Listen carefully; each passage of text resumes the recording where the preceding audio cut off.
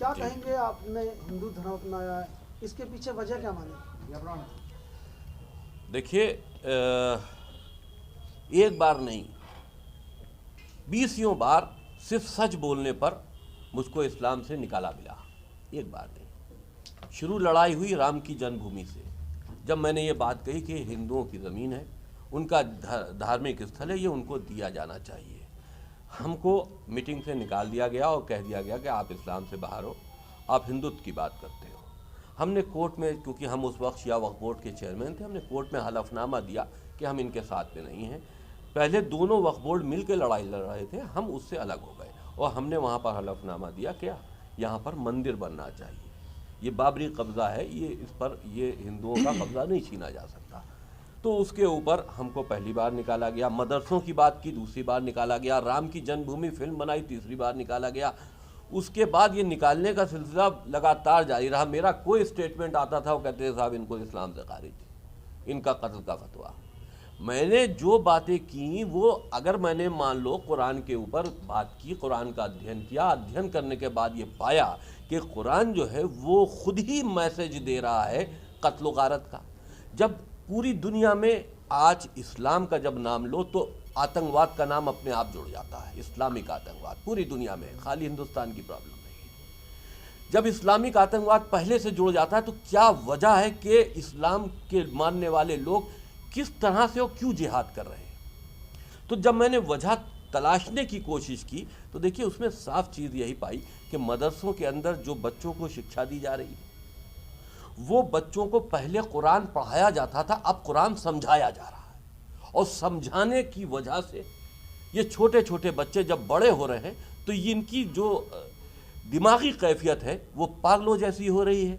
वो आतंक की तरफ बढ़ रहे हैं, इंसान की पहचान अलग अलग कर रहे हैं।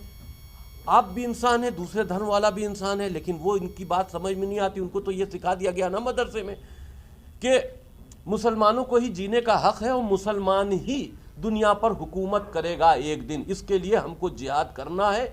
तो वही चीज़ पढ़कर वो एक फौज तैयार होती चली जाती है। कुछ जो रिटायर होते हैं, नई पीढ़ी तैयार होती है। इसी वजह से तो आतंकवाद ख़त्म नहीं हुआ। 1400 साल पहले मोहम्मद ने तरक्की नहीं करोगे अपने बच्चों को तरक्की की तो उनको तरक्की से मतलब नहीं है। आज भी मुसलमान अगर वोट करता है तो आप देखिए, कोई भी इंसान अगर क्या हुकूमत बनाने के लिए वोट करता है तो उसकी एक अपनी सोच होती है कि हम डेवलपमेंट चाहते हैं, हम चाहते हैं कि विकास हो, गरीबी हटे, कुछ ऐसी पॉलिसीज आए जो अच्छा काम हो। लेकिन मुसलमान ये नहीं सोच के वोट डालता, वो हिंदुत्व के खिलाफ उन सियासी पार्टियों को वोट डालता है जो वोट की कीमत जीत कर और हुकूमत बनाने के बाद उनको दे सके। और वो कीमत क्या है? विकास नहीं है। वो उनकी वो मंशा है जो हिंदुस्तान में वो कत्ल-ए-आम करना चाहते हैं, उसमें डील चाहते हैं। वो चाहते हैं कि ISIS जैसे संगठन जो अंदर अंदर काम कर रहे हैं उनके ऊपर रोक टोक ना हो, उनके ऊपर सरकारी शिकंजा न कसने पाए।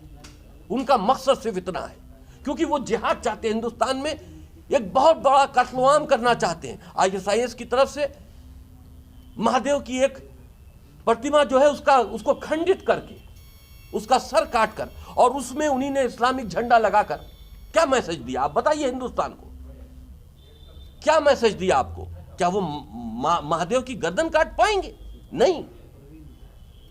वो मैसेज है कि हम सनातन को मिटाना चाहते हैं, वो मैसेज है कि हम हिंदुओं को मारना चाहते हैं, वो मैसेज है कि हम हिंदुओं को हिंदुस्तान की धरती में काटना चाहते हैं। ये उन्होंने अपनी मानसिकता आपको एलानिया तौर पर बता दी। और उनको भी ये बात समझ लेनी चाहिए कि अगर उनकी मानसिकता एलानिया तौर पर यह है तो वो भी ये समझ लें कि अब किसी ने भी चूड़ियां नहीं पहन रखी है, हिंदू भी जागरूक हो चुका है। अगर तुम इस तरह का अपमान करोगे तो मोहम्मद के मजार पर हम भी भगवा झंडा फहराने की हिम्मत रखते हैं। हमको सोचना पड़ेगा।